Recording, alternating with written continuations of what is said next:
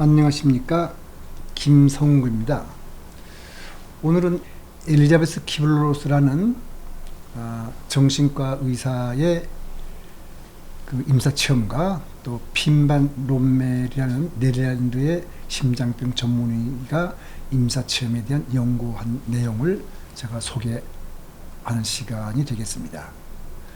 먼저 엘리자베스 키블로스의 신비체험과 임사체험 연구에 대해서 말씀을 드리는데, 이 엘리자베스 키블로스는 죽음학의 선구자이자 본인이 직접 유체이탈과 신비체험을 한 사람입니다. 여러분들이 호스피스란 말을 많이 들어봤을 텐데, 호스피스란 말도 만들어내고 호스피스 운동을 일으킨 최초의 사람이 바로 엘리자베스 키블로스입니다.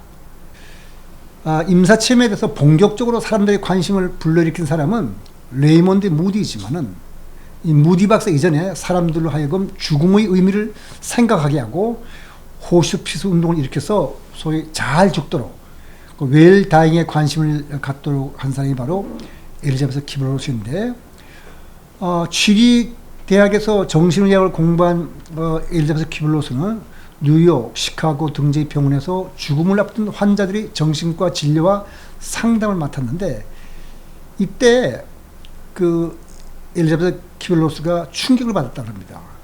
왜 받았냐면, 자기랑 같이 일하는 의료진들이 환자의 마음이라든지 환자가 얼마만큼 괴로워하는지 이런 데는 관심이 없고, 환자의 심박수라든가 심전도, 폐 기능 등 그래서 기계적인 것만 관심을 가질 뿐 환자를 인간으로 대하지 않는 것에 대해서 충격을 받았다는 것이죠. 그래서 환자를 그렇게 기계적으로 대할 것이 아니라 환자를 인간으로 대하자는 뜻에서 호스피스 운동을 일으킨 사람입니다. 그래서 이 사람은 앞장서서 의사, 또 간호사, 의사생들이 죽음을 앞둔 환자들의 마음속 이야기를 들어주는 세미나를 열고 세계 최초로 호스피스 운동을 의료계에 불러일으킵니다. 그러니까 죽어가는 이들과 수많은 대화를 통해서 어떻게 죽느냐 하는 문제가 삶을 의미있게 완성하는 중요한 과제라는 깨달음에 이르게 되는데, 이렇게 죽어가는 환자들하고 대화를 나누다 보니까 자연히 임사체험 연구를 하게 되겠죠.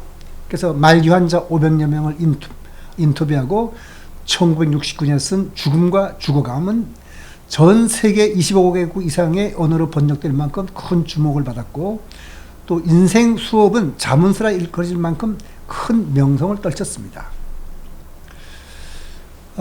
그래서 평하기를 사람들이 죽음 분야의 최고 전문가라고 평을 하는데, 이렇게 죽음 분야의 최고 전문가가 된 이 엘리자베스 키블로스는 20여 권의 중요한 저서들을 발표하며 전 세계 학술 세미나와 워크숍들로부터 가장 많은 초청을 받는 정신의학자이자 역사상 가장 많은 학술상을 받은 여성으로 기록됩니다.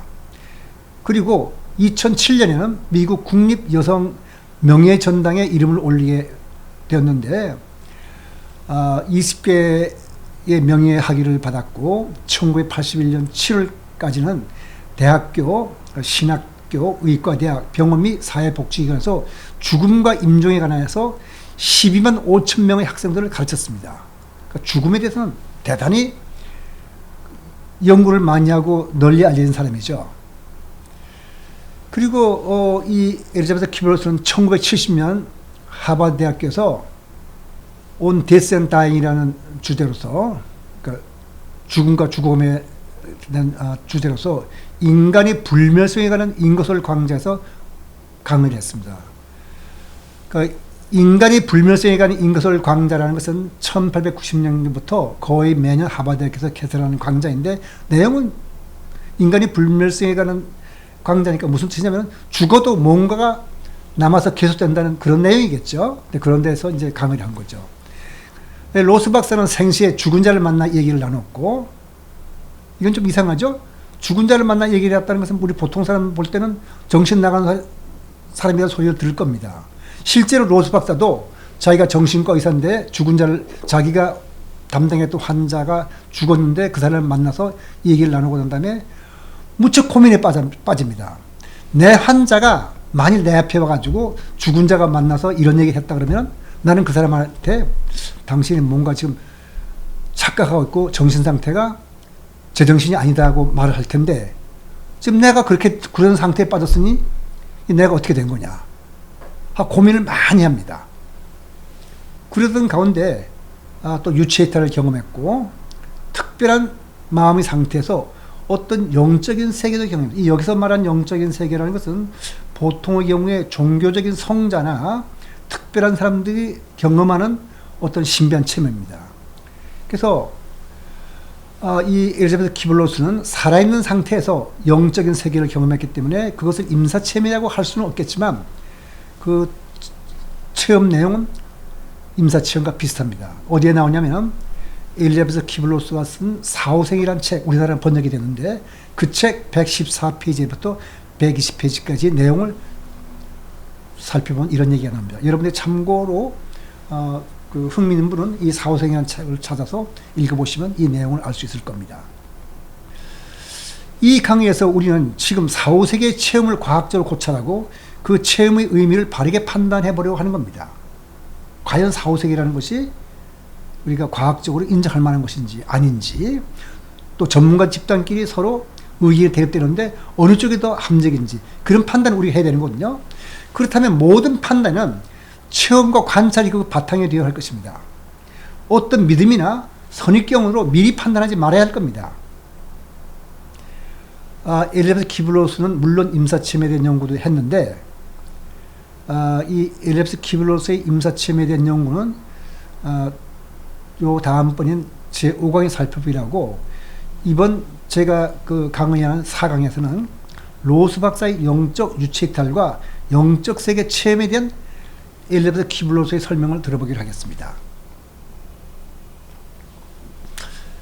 이것은 그 엘리자베스 키블로스의 신비 체험은 사후생 112페이지부터 120페이지에 나오는 내용을 제가 요약한 것인데, 많은 정신과 의사들이라든가 신경과학자들은 요즘에는 그 명상을 수련하거나 명상에 연구하는 사람이 많이 있습니다. 그래서 그런 말 하는지 몰라도 엘리자베스 키블로스가 이런 말 합니다.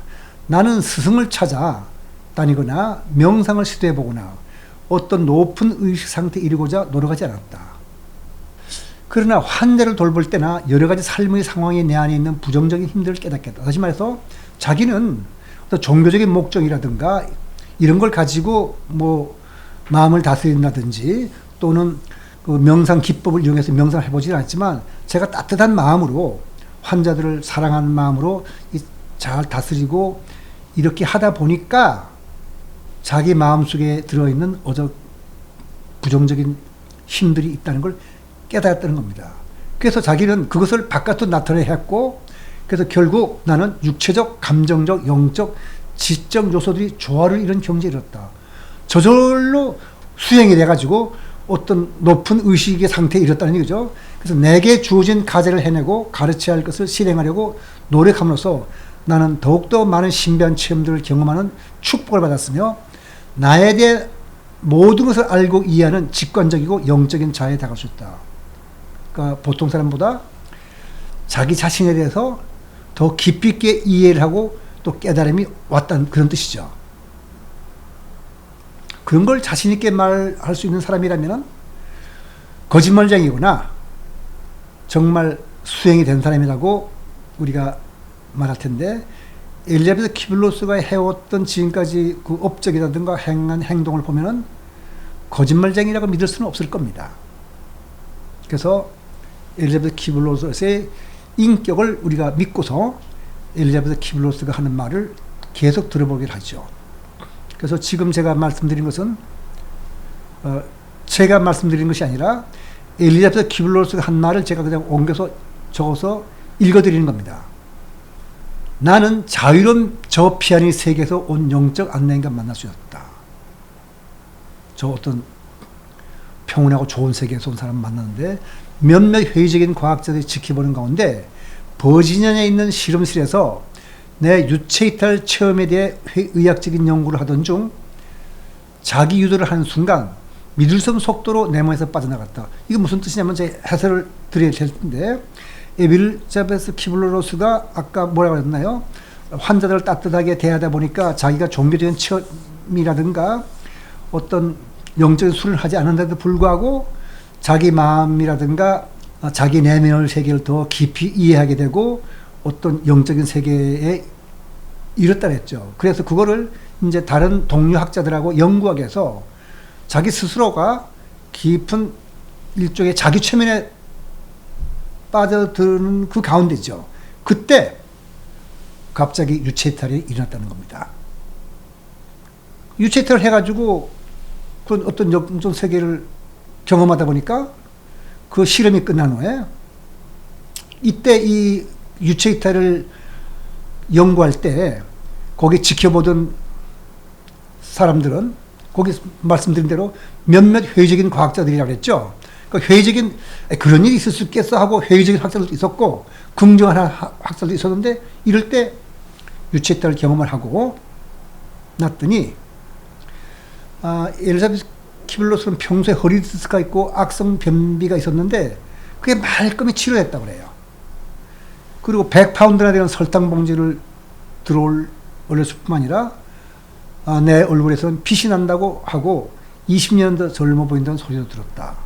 이런 체험을 했다고 고백을 하고 있습니다. 그러니까 믿어야 될지 안 믿어야 될지는 여러분이 판단하세요. 이때 판단 기준은 결국 엘리자베스 키블로스가 그동안 해왔던 일들이니까 이 사후생의 일들과 또 다른 자료를 통해서 엘리자베스 키블로스가 어떤 사람인지를 조사해 보면서 여러분들이 판단해야 될 겁니다. 요건 또 다른 내용인데요. 유체이탈 말고 조금 더 신비한 체험을 하게 되는데 그날 밤 나에게 무언가가 일어날 것 같은 예감이 들었다. 그 순간 나는 지금까지 어떤 인간도 경험하지 못했을 가장 고통스럽고 괴로운 경험을 했다. 나는 문자 그대로 1000명이나 되는 내 환자들의 모든 죽음을 경험한 것이다. 1000명이나 되는 환자들이 죽을 때 어떤 고통을 자기가 한꺼번에 경험을 했다는 겁니다. 그것은 육체적이고 영적이며 감정적이고 지적인 영역 모두에 걸치는 고통이어서 호흡을 곤란하게 하고 몸을 무겁게 하는 고통스러운 육체의 아픔이었으며 동시에 어떤 인간도 도달하지 못한 깨달음이 됐다. 어떤 굉장히 견디기 힘든 고통과 함께 또 어떤 깨달음도 함께 왔다는 얘기죠. 고통은 우리가 견딜 수 있을 만큼만 주어진다.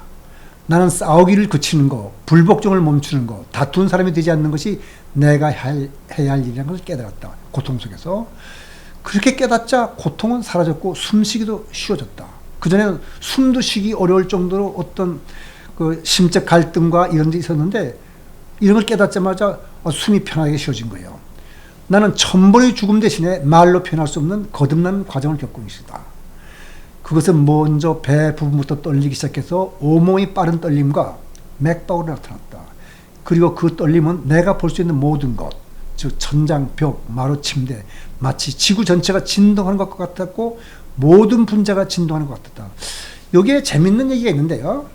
이 엘리자베스 키블로스가 동양 사람들이 하는 운동인 어떤 태극권이나 또는 국선도 뭐 이런 걸 했는지 모르겠습니다만은 실제로 동양의 이 기를 돌리는 순환하는 운동에 해당하는 국선도나 태극권하는 사람들은 어떤 경제에 이르게 되면 몸에서 진동을 느끼고 지금 엘리자베스 키블로스 하는 말과 똑같은 말 하게 됩니다. 그 진동을 하다가 보면은 이제 기가 뚫리면서 몸이 편안해지고 기순환을 느낀다는 것인데 엘리자베스 키블로스는 동양 사람들이 하는 기순환 운동을 하지 않았는데 이때 그냥 이렇게 느꼈다는 겁니다.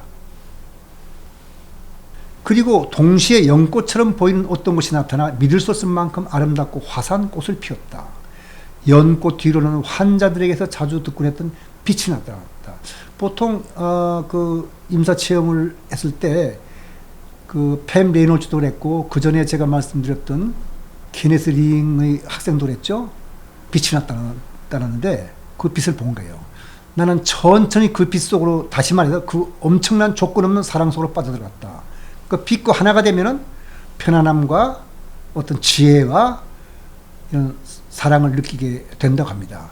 그 빛의 근원으로 들어가는 순간 모든 진동이 멈췄다. 이제 기가 동양 그 기순환 운동을 하는 사람들의 말을 들으면 진동이 멈췄다는 것이죠.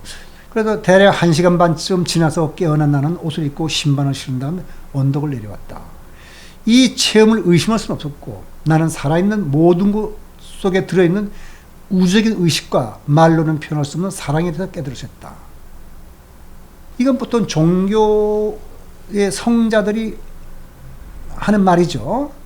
뭐냐면은 예를 들면 예수는 원수를 사랑하다. 그 부처님도 자비와 지혜를 말하고 마호메트 이슬람교의 마호메트 뭐라 그러죠? 적에게 관용을 이웃에게 사랑을 공자도 인을 말하죠. 그런 거를 그냥 저절로 깨닫고 느꼈다는 얘기입니다. 영적 세계에서 내 체험을 이해하도록 나를 초청해준 예심 많고 고정관념이 없던 캘리포니아의 버클리에 있는 초개인 심리학에서 그 경험을 나누기 전까지는 몇 달이 걸렸다. 그래서 사실은 자기가 이런 체험을 했는데 이런 체험을 했다고 말을 하면 누가 믿어주지 않을 겁니다.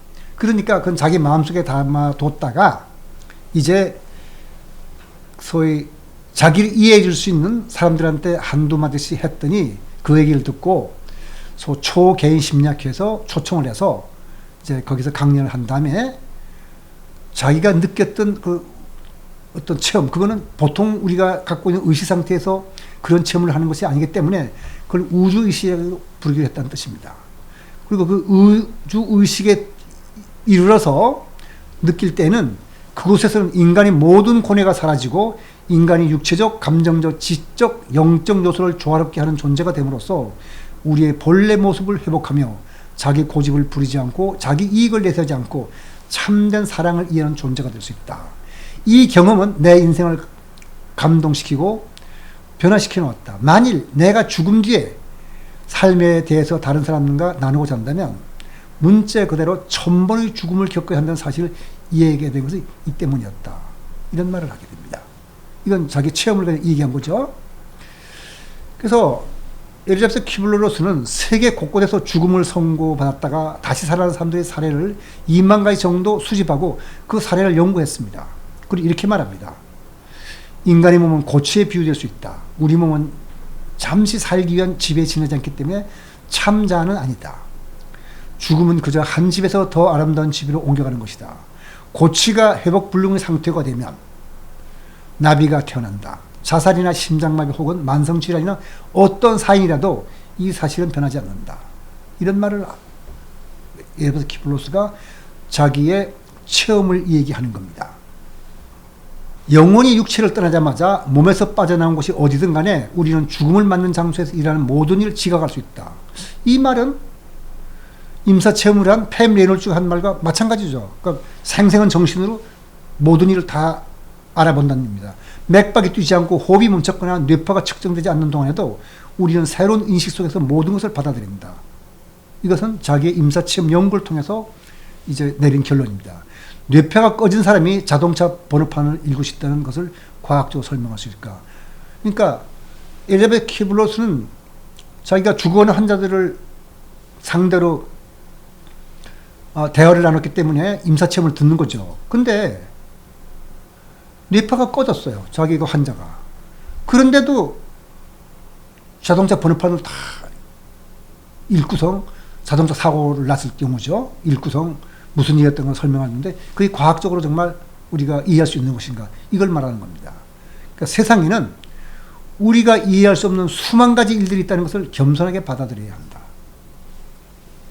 내가 본 것만이 다라고 우기지 말고 보다 많은 가능성이 있다는 것을 받아들여야 한다는 것이 엘리자베스 키블러-로스가 여기서 하는 말입니다. 우리가 로스 박사의 말을 그대로 믿고 따라야 할 이유는 없습니다. 로스 박사가 그런 말을 한 데서 우리가 그대로 따를 건 아니거든요. 따라서 엘리자베스 키블러-로스의 그 박사의 말이 정말 맞는지 안 맞는지 실제 상황을 말하는 건지는 우리가 한번 따져봐야 되는데 그 판단은 아까 제가 말씀드린 대로 6번째 강의에서 함께 판단하기를 하고 일단 받아들이기를 하죠. 왜냐하면 죽음의 의미를 과학적으로 연구하려고 애쓰고 굉장히 정직하게 살아왔던 사람인데 이 사람의 말을 그냥 무시할 수도 없지 않습니까? 일단 받아들이기를 하죠. 그 다음에 이번에는 또 다른 각도에서 임사체험 연구에 대해서 우리가 알아보게 했습니다. 그래서 오늘 강의에서는 엘리자베스 키블러-로스 말고 네덜란드의 심장 전문의 핀반 롬멜의 임사체험 연구에 대해서 살펴보도록 하겠습니다. 핀반 롬멜의 임사체험 연구는 세계 3대 의학지 중 하나인 란셋에 실린 내용입니다. 란셋은 영국에서 나오는 의학 학술지죠. 지금까지 제가 이 강의에서 소개한 임사체험 연구 보고서는 모두 심사를 받은 논문은 아니었습니다. 모두 죽은 줄 알았던 사람이 살아나사는 얘기를 듣고 개인적인 판단에 의해서 사후 세계의 존재를 인정하게 됐다고 하는 그런 내용이거든요. 이런 종류의 얘기는 비록 그것이 옳은 내용이라 할지라도 그것이 옳다는 것을 밝히는 데는 여러 가지 어려움이 따르게 마련입니다. 팸 레이놀즈의 경우처럼 정확한 의력이 이렇게 남아있는 경우는 드물고 대부분 증인이나 증거물이 사라진 경우가 많기 때문입니다. 제5강에서 제가 말씀드리겠지만 팸의 경우에도 해석이 전문가에 따라서 여러 가지 달라집니다. 그러니까 임사체험에 대한 해석이 얼마나 까다롭고 어려운지 여러분들이 짐작할 수 있을 것입니다. 이제는 보다 좀 학술적인 관점에서 연구한 사례를 살펴볼 필요가 있는데 세계 3대 의학 저널에도 임사체험이나 윤회 전생에 관한 연구 보고서가 게재됩니다. 세계 3대 의학 저널이라는 것은 영국에서 나오는 또 란셋과 그 다음에 뉴 잉글랜드 저널 오브 메디슨과 저널 오브 아메리칸 메디컬 어소시에이션에서 미국 의학 협회지가 있죠. 그래서 란셋에 게재된 핀반 롬멜 박사 임사체험 연구에 대해서 한번 살펴보도록 하겠습니다. 이 핀반 롬멜 박사가 연구를 하게 된 그 임사체험을 연구하게 된 경우는 어떤 책을 읽고서 한 건데 핀반 롬멜은 의과대학에서 공부할 때 의식은 뇌의 산물이라는 것을 당연히 여겼다고 합니다. 사실 의사들이라면 다 그렇게 생각하겠죠. 그런데 1986년 미국의 정신과 의사 조지 리치가 쓴 Return from Tomorrow라는 책을 읽고 생각을 달리하게 됩니다. 이 리치 박사는 누구냐면은 제가 그 지난번 강의에서 설명드린 레이몬드 무디 박사가 학부생일 때 그 레이몬드 무디한테 자기 자신의 교수인데도 불구하고 학생인 레이몬드 무디한테 자신이 겪었던 임사체험을 말한 바로 그 사람입니다. 그러니까 조지 리치는 20살 때 의과대학생이었는데 양쪽 폐의 염증으로 사망한 후 임사체험을 했다고 합니다. 외관상으로 죽어서 근무 중인 의사가 2번이나 사망 선고를 내렸다고 합니다. 근데 사망 선고를 받은 후 의과대학생이 죽은 것을 안타깝게 여겼던 간호사가 의사를 설득해서 심장에 직접 아드레날린 주사를 놔가지고 죽은 지 9분 후에 이 조지 리치가 살아났다고 합니다. 그때 이 조지 리치가 유체이탈을 경험했는데 자신의 몸이 시트로 덮여져 있어가지고 그게 자신의 몸인 줄 몰라서 자신의 몸속으로 들어가는데 꽤 어려움을 겪었다고 합니다. 그러니까 조지 리치 체험을 쓴 책을 읽고 나서 핀반 롬멜은 과거에 심장병으로부터 죽었다가 살아난 사람들에게 의식이 없었던 동안 무슨 일이 일어났는지를 물어보기 시작했습니다. 그러니까 몇 년에 걸쳐서 50명의 환자 중에서 12명이 그에게 임사체험을 얘기했습니다. 이 경험을 바탕으로 핀반 롬멜은 임사체험에 관심을 갖고 그전 연구 방법과는 다른 전향적 연구를 하기로 합니다. 그전까지는 전부 다 후향적 연구였었습니다. 그러니까 후향적 연구란 말은 뭐냐면 누가 임사체험을 한 다음에 임사체험을 얘기한 내용을 듣고 그걸 받아가지고 누가 이러이러한 임사체험을 했다는 것인데 근데 이 후향적 연구를 하게 되면 그 시간이 흘렀기 때문에 체험자의 기억에 한계가 있을 수 있고 또 연구자의 선입견이 작용해가지고 기억 내용에 왜곡이 있을 수 있어서 과학적 연구 자료로서의 가치가 좀 떨어질 수 있습니다. 근데 핀반 롬멜 전향 연구는 그런 게 아니고 미리 병원에다 얘기해가지고 임사체험을 했다는 사람이 있으면은 바로 가서 만나가지고 그때 그 내용을 적는 겁니다. 그러니까 조사 내용을 살펴보죠. 1988년부터 1992년 사이에 네덜란드 10개 병원과 협의를 해가지고 심장마비 환자 중 심폐소생술로 살아난 사례가 발생한 즉시 환자를 방문해 인터뷰를 했는데 살아난 환자는 모두 344명이었습니다. 그 중에서 62명이 전형적 임사체험을 했는데 전체 환자 중에 18%입니다. 그다음 82%는 뭐 그 기간 동안 아무 일이 없다고 합니다. 그래서 롬멜 박사가 이 결과를 연구해가지고 2001년에 란셋에 발표를 했는데, 그 보면은 62% 중에서 62명 중에서 41명은 높은 수준의 임사체험을 했다 그럽니다. 거기에 나오죠. 21명은 임사체험에 갈 만한 체험을 했으니까 별거 아닌 거고, 18%가 임사체험을 했고, 17%는 깊은 임사체험을 했고, 6%가 아주 깊은 체험을 했으니까 41명이 이런 체험을 한 겁니다. 그래서 임사체험의 핵심적인 요소를 정리해봤더니, 보통 자기가 죽었을 때 죽었다는 걸 안다 그래요. 그 다음에 항상 그런 건 아니지만 대부분 긍정적인 감정을 갖게 되고, 유체이터를 하고, 또 터널을 통과하고, 빛과 교신한다 그럽니다. 그리고 어떤 색을 보고 다른 세상이 펼쳐지는 거죠. 다른 세상이 펼쳐진단 말은 4, 5세계니까 우리 세계가 아닌 거죠. 그 다음에 죽은 사람과 만나는 얘기를 하게 됩니다. 그 다음에 자기가 살아왔던 옛날 어떻게 살아왔는지 자기의 과거 생을 한꺼번에 회고하게 되고, 그 다음에 이승과 저승의 경계에서 양쪽을 이를 알게 되는 이런 경험을 하게 된다고 합니다. 롬멜 박사는 임사체험 후 체험자들의 삶에 어떤 변화나 영향이 있는지를 2년 또 주기적으로 8년에 걸쳐서 추적 조사했습니다.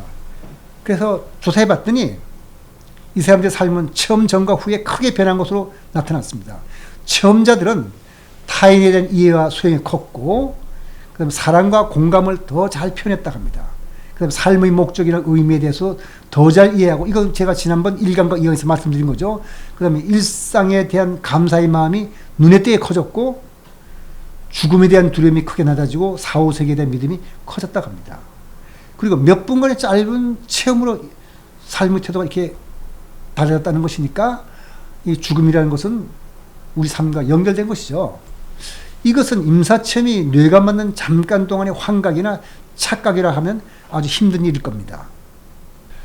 그 다음에 이 핀반 박사는 심장마비 지속시간의 길이, 그 다음에 산소 부족, 약물 사용이 임사체험과 관계가 없다는 것을 주의 깊게 조사했다고 합니다. 왜냐하면 임사체험자들의 경험이라는 것은 뇌의 산소 공급이 부족할 때도 일어나고 특정한 약물을 사용할 때 일어날 수도 있다는 보고가 있기 때문에 그렇습니다. 근데 핀반 럼멜은 자기들의 환자에서는 이런 경우가 아니라는 것을 확인한 거죠. 그러니까 박사는 임사체험을 한 환자와 그렇지 않은 환자 사이에 무슨 차이가 있는지 조사했는데, 임사체험을 한 18% 환자와 임사체험을 보고하지 않은 82%의 환자 사이에 심장마비 지속시간이나 산소 부족이나 약물 사용에서 아무런 차이를 발견할 수 없다고 합니다. 그러니까 심장마비 지속시간이 2분이든 8분이든 혼수상태가 5분이든 3주든 그 차이는 발견되지 않았습니다. 그러니까 심장이 뭐죠? 뇌에 피가 공급되지 않는다면 모두가 산소 부족에 시달릴 겁니다. 일부에서 말하듯이 산소 결핍이 임사체험의 원인이라면 모든 환자가 임사체험을 겪어야 하는데 그렇지 않다는 거죠. 이 사실로부터 롬멜 박사는 산소 결핍이 임사체험은 무관하다고 판단했습니다. 그 다음에 약물 사용이나 죽음에 대한 두려움, 종교도 관련이 없다고 핀반 롬멜은 조사했다고 보고하고 있습니다. 특히 롬멜 박사가 주목한 특별한 환자가 있었는데요.